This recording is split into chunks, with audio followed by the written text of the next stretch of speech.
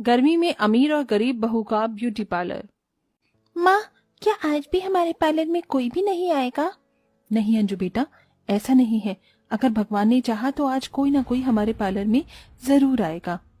पेड़ के नीचे नैना अपनी गोद में लिए अपनी 5 साल की बेटी अंजू के साथ अपने पार्लर में कस्टमर के आने का इंतजार कर रही थी। नैना एक बड़े से पेड़ के नीचे तिरपाल लगाकर उसके अंदर टेबल, कुर्सी, शीशा और कुछ मेकअप प्रोडक्ट रखकर अपना ब्यूटी पार्लर चलाती थी। वहीं दूसरी तरफ मैं कब से इस पार्लर में अपॉइंटमेंट लेने का ट्राई कर रही हूँ, लेकिन मुझे अपॉइंटमेंट मिला ही नहीं। क्यों? जी, हमारे पार्लर में दिन के 1000-2000 कस्टमर आते हैं। अब हम किस किस को अपॉइंटमेंट दें? आप थोड़ा वेट कीजिए, कुछ दिनों में आपको अपॉइंटमेंट मिल जाएगा। जहां एक तरफ गर्मी में नैना की ब्यूटी पार्लर में मक्खी तक भिनभिना नहीं रही थी, वहीं नैना के ब्यूटी पार्लर के सामने बने बड़े से ब्यूटी पार्लर में बाहर तक लेडीज की लाइन लगी हुई थी। मेरी मानो नैना, अपना ये कबाड़ा सा ब्यूटी पार्लर बंद करके लोगों के घरों में झाड़ू पोंछे का काम शुरू कर दो। वैसे लोगों के घरों में क्यों, तुम चाहो तो मेरे पार्लर में भी काम कर सकती हो। चुप करो प्रीति, जो तुमने किया है ना, उसके लिए भगवान तुम्हें और तुम्हारे पति को कभी माफ नहीं करेगा। मेरी बात याद रखना, उसके घर देर है अंधेर नहीं। इतना कहकर नैना अपनी बेटी को लिए अपने घर आ जाती है। वहीं प्रीति नैना की बातें सुनकर जोर जोर से हंसने लगती है और अपने एसी वाले ब्यूटी पार्लर के अंदर चली जाती है। थोड़ी सी तो दवाई पी लीजिए, वरना आप ठीक कैसे होंगे? भला धोखे की भी कोई दवाई होती है क्या? मैं तो सपने में भी नहीं सोच सकता था कि मेरा सगा भाई मेरे साथ इतना बड़ा धोखा करेगा। नैना, अंजू मेरी बच्ची, तुम दोनों मुझे माफ कर देना। मेरी वजह से तुम दोनों को क्या कुछ नहीं झेलना पड़ रहा है। आप ऐसा क्यों कह रहे हो? एक दिन देखना, भगवान सब कुछ ठीक कर देगा। आप बस हिम्मत मत हारिए। नैना और प्रीति एक दूसरे की सगी देवरानी और जेठानी होती हैं। प्रीति और सोहन ने मिलकर जायदाद के लालच में धोखे से सारी जायदाद अपने नाम करवा ली थी, जिसके बाद वो प्रीति, राजेश और उनकी बेटी को घर से बाहर निकाल देते हैं। अपने भाई के धोखे के सदमे में राजेश की तबीयत बहुत ज्यादा खराब हो जाती है। वहीं अब नैना अपने परिवार का पेट पालने के लिए पेड़ के नीचे एक छोटा सा ब्यूटी पार्लर चलाती है, लेकिन प्रीति के बड़े ब्यूटी पार्लर और उसमें लगे कई सारे एसी की वजह से गर्मी में हर कोई सिर्फ प्रीति के ब्यूटी पार्लर में ही आता है। अंजू बेटा, मैंने सारा काम निपटा दिया है, तुम बाबा का ध्यान रखना। माँ, कल भी कुछ नहीं खाया था, लेकिन आज तो आप कुछ लेकर खिलाओगी ना? हाँ मेरी बच्ची, आज मैं तुझे भूखे नहीं सोने दूंगी। नैना कड़ी धूप में पैदल चलकर पेड़ के नीचे आकर अपने ब्यूटी पार्लर की सफाई करके कस्टमर के आने का इंतजार करती है।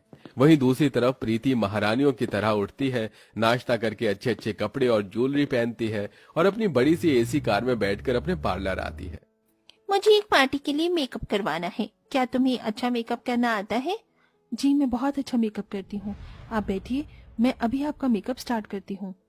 इतने दिनों के बाद अपने पार्लर में कस्टमर को आता देख नैना बहुत खुश होती है और काफी अच्छी तरीके से उस कस्टमर का मेकअप करती है। उस कस्टमर का मेकअप दिखने में काफी ज्यादा सुंदर लग रहा था, लेकिन गर्मी के चलते सिर्फ कुछ देर में कुछ कस्टमर का मेकअप खराब होने लगता है। ये कैसा मेकअप किया है तुमने? इंसान से सीधा मुझे चुड़ैल ही बना दिया। मैम, मैंने तो मेकअप काफी अच्छा किया था, लेकिन गर्मी की वजह से सारा मेकअप खराब हो गया। अब बैठिए, मैं आपका दोबारा मेकअप कर देती हूँ। कोई जरूरत नहीं है। चुड़ैल बनाकर चैन नहीं मिला क्या तुम्हें, जो आप मुझे डायन बनाना चाहती हो? इतना कहकर वो कस्टमर नैना को बिना पैसे दिए ही चली जाती है और बेचारी नैना खड़े खड़े रोने लगती है। वहीं ये सब देख प्रीति बहुत खुश होती है। किसी भी कस्टमर के ब्यूटी पार्लर में ना आने की वजह से अब नैना का परिवार एक वक्त की रोटी भी नहीं खा पा रहा था। आपकी तो खांसी रुकने का नाम ही नहीं ले रही है। दवाई भी खत्म हो गई है और हाथ में एक पैसा भी नहीं है। कहाँ से लेकर आऊं मैं आपकी दवाई? माँ, तुमने कहा था कि आज तो तुम मुझे खाना खिलाओगी, लेकिन आज भी नहीं खिलाया। माँ, बहुत जोरों की भूख लगी है। माँ, कुछ तो खिला दो ना।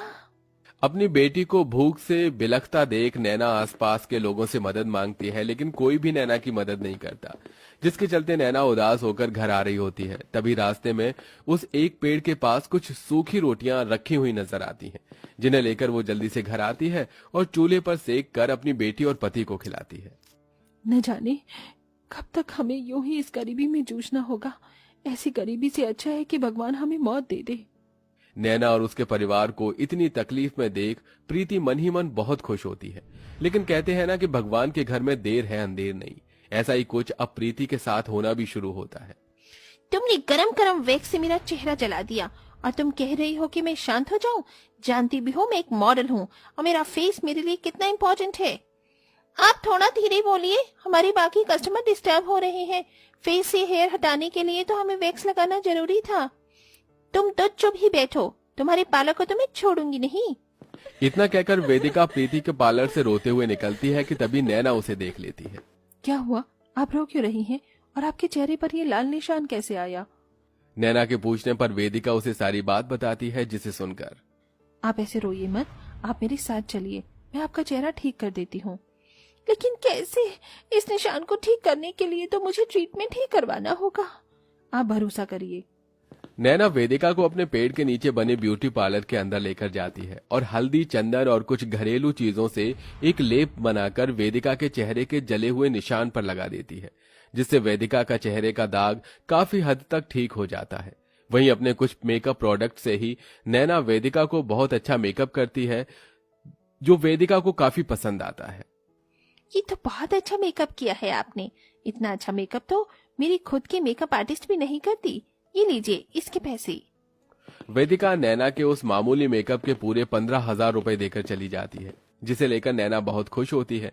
नैना उन पैसों से सबसे पहले अपने पति की दवाइयां और अपनी बेटी के लिए खाने की चीज लाती है और न जाने आज कितने दिनों बाद पूरा परिवार पेट भरकर खाना खाता है। इसी के साथ नैना एक छोटा सा टेबल फैन लेकर अपने पार्लर में रख देती है, जिससे उसके पार्लर में अब पहले से कम गर्मी रहती है। वहीं दूसरी तरफ ये तुमने मेरे बालों से कैसी स्मूथनिंग की है? मेरे सारे बाल झड़ रहे हैं। ऐसे तो मैं एक हफ्ते में ही गंजी हो जाऊंगी। तुमने किन प्रोडक्ट से मेरा मेकअप किया था? देखो मेरे चेहरे पर किस तरह के दाने आ गए हैं। तुमने इतना बड़ा ब्यूटी पार्लर तो खोल लिया, लेकिन काम तो मैं जरा भी नहीं आता है। लाओ हमारे पैसे वापस करो। प्रीति ने पैसों के बल पर एक बहुत बड़ा ब्यूटी पार्लर खोला था, जिसमें उसने बहुत सारा पैसा लगाकर एसी लगवाई थी, जिससे गर्मी में हर कोई प्रीति के पार्लर में ही आता था। लेकिन प्रीति को मेकअप की जरा भी नॉलेज नहीं थी, इसलिए वो सस्ते और घटिया प्रोडक्ट यूज करती थी, जिनका असर अब कस्टमर पर धीरे धीरे दिखने लगा था। अब सारे कस्टमर प्रीति के एसी वाले ब्यूटी पार्लर को छोड़कर नैना के पेड़ के नीचे बने छोटे से ब्यूटी पार्लर में जाते हैं। देखिए ना, उस प्रीति ने मेरे बालों के साथ क्या कर दिया है। मेरे चेहरे पर तो ये दाने भी आ गए हैं। क्या तुम इसे ठीक कर सकती हो? नैना अपने अच्छे एक्सपीरियंस की वजह से उन दोनों कस्टमर की सारी प्रॉब्लम्स को सॉल्व कर देती है, जिसे देख अब हर कोई गर्मी में भी प्रीति का एसी वाला ब्यूटी पार्लर छोड़कर नैना के पेड़ के नीचे बने ब्यूटी पार्लर में आता है। वहीं अब नैना 2-3 टेबल फैन लेकर अपने ब्यूटी पार्लर में रख देती है, जिससे अब कस्टमर को ज्यादा गर्मी भी नहीं लगती और अब नैना धीरे धीरे करके पैसे कमाने लगती है। लेकिन ये सब देख प्रीति को नैना से अब जलन शुरू हो जाती है और वो कुछ गुंडे लिए नैना के ब्यूटी पार्लर में आती है।